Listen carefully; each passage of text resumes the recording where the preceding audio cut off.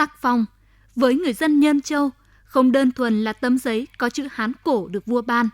Đó là linh hồn, là sự công nhận của triều đình với ngôi đình làng, với những vị thần được thờ tự tại đây. Và trong đời sống tâm linh của cư dân miền biển, sắc phong chính là báu vật. Kể từ khi quý cụ trước đây á, là Tiền Hiền á, quý cụ đã nhận được cái sắc phong của vua để lại cho đình làng của bà con dân đảo. Thì nói chung là bà con rất là quý về cái sắc phong này và coi cái sắc phong này cũng như là một cái vật thiêng liêng, một báu vật của làng.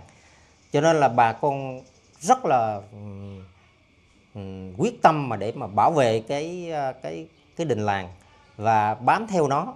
Đây là một cái về cái đời sống tâm linh của cả làng luôn.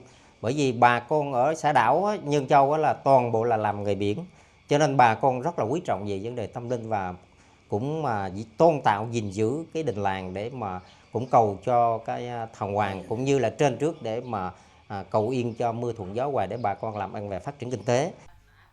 Trải qua bao đời, những sắc phong vẫn được bảo quản một cách cẩn trọng, dù cơ sở vật chất còn thiếu thốn, điều kiện thời tiết khắc nghiệt. Nhưng với người dân, đặc biệt là những người gắn bó lâu năm với đình làng, quyết tâm gìn giữ không chỉ là trách nhiệm mà còn là cả niềm tự hào.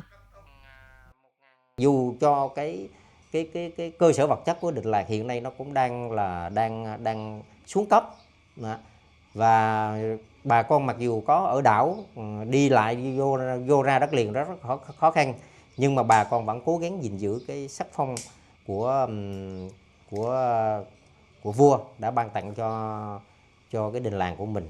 Và ở đây á, thì mấy chú là những người kế tục cái truyền thống của quý cụ để lại, cho nên là quý anh quý chú của làng vẫn tiếp tục cố gắng và mình phải nối theo, thực hiện theo cái tinh thần của ngày xưa quý cha ông đã để lại cho mình và cố gắng làm sao để bảo vệ cái đình làng và bảo vệ cái văn hóa truyền thống của mình.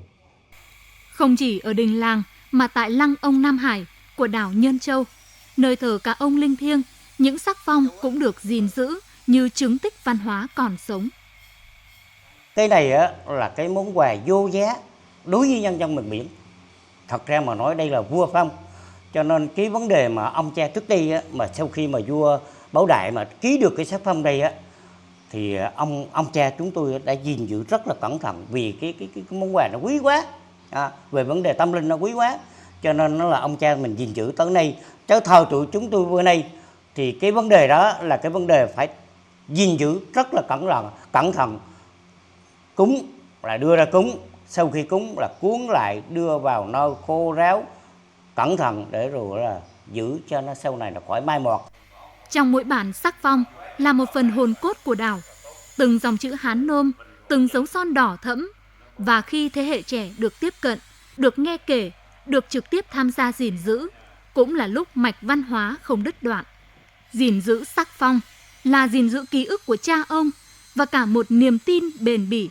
Những giá trị thiêng liêng sẽ còn mãi với thời gian nếu chúng ta quyết tâm gìn giữ.